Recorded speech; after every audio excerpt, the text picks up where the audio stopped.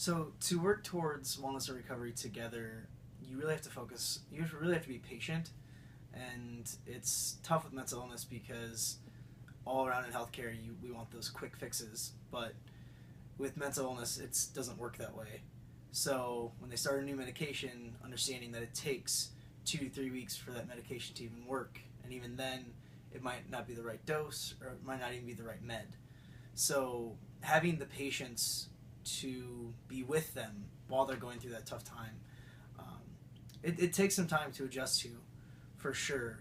Um, but once you do, you become a lot happier. We also work through recovery together by understanding our roles. My role as the supporter is to do just that, support. It's not my job to give intervention plans or try to diagnose. It's my job to be there and be with her while she's going through the tough time. And it's tough for me because I'm a fixer. I love fixing problems, but in this situation, that's not my job. So I trust the counselors and the psychiatrists and the professionals to help us in our path to recovery.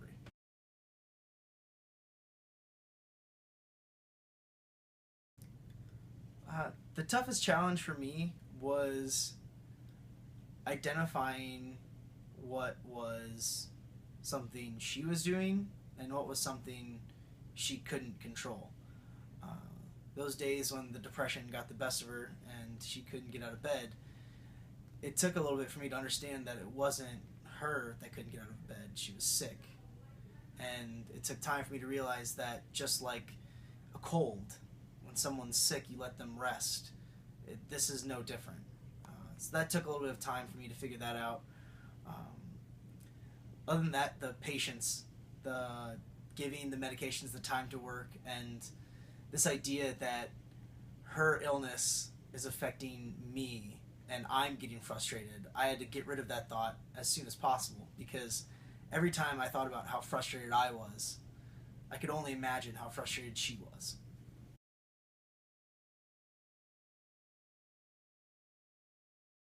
So together, Katie and I and a group of our friends, we started Be the Light, which is the mental health awareness event that Creighton puts on every year.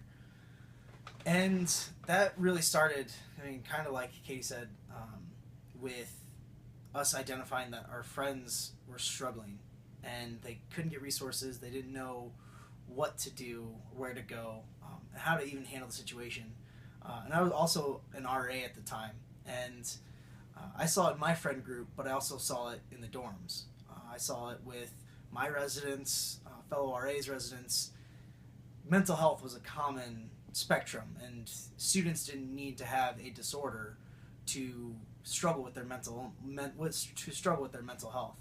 So that's when we stood up and said it's okay to have these struggles, it's okay to have these problems, and it's been a great transition from Be the Light to Active Minds, and we've had a lot of great success with it, and we're very excited to see it grow.